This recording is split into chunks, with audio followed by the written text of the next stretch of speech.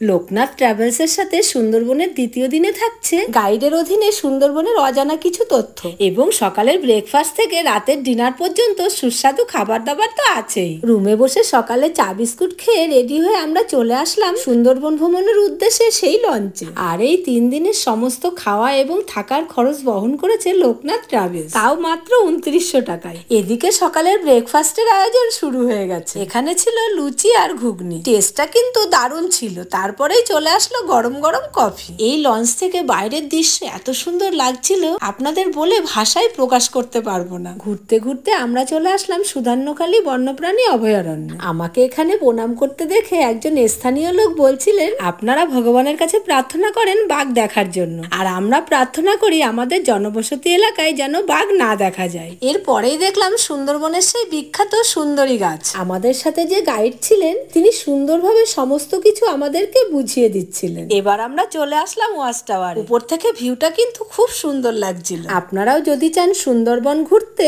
স্ক্রিনে দেওয়া নাম্বারে এক্ষুনি যোগাযোগ করুন এবং এখানে এসে উপভোগ করুন এই প্রাকৃতিক সৌন্দর্য। এদিকে লঞ্চে আসতেই হাতে চলে আসলো গরম গরম ফ্রেঞ্চ ফ্রাই আর সস। ঘুরতে ঘুরতে আবারও চলে আসলাম সুন্দরবন দৈবাকি ক্যাম্পে। এখানে এসে দেখলাম আমাদেরকে ঘন বনের মাঝখান থেকে নিয়ে যাচ্ছে। এ যেন এক রোমাঞ্চকর অনুভূতি। এদিকে লঞ্চে আসতেই শুরু হয়ে গেল দুপুরের খাওয়া দাওয়ার আয়োজন। মেনুতে ছিল গরম ভাত, ঝুরি আলু ভাজা, লেবু লঙ্কা, মুসুরির ডাল, পটল চিংড়ি, কাতলা মাছ, সর্ষে ইলিশ, চাটনি আর পাঁপড়। এই সমস্ত কিছু নিয়েই আমি খেতে বসে পড়েছিলাম। সত্যি কথা বলতে কি বাড়িয়ে কিছু বলছি না, প্রত্যেকটি খাবারের স্বাদই ছিল অসাধারণ। লঞ্চে যারা ছিল তারা আবার অনেকগুলো মাছ ধরেছে, দেখতে কিন্তু খুব সুন্দর লাগছিল। এসব দেখতে দেখতে কখন বিকাল হয়ে গেছে বুঝতেই পারিনি। আর এই বিকেলের টিফিনে ছিল চিকেন পকোড়া আর সস। আর একটা কথা, বেশিরভাগ খাবারই কিন্তু যাচাই ছিল। এদিকে ডিনারে ছিল চিকেন কষা আর ফ্রাইড রাইস। আজ এইটুকুই, দেখা হচ্ছে পরের ভিডিওতে।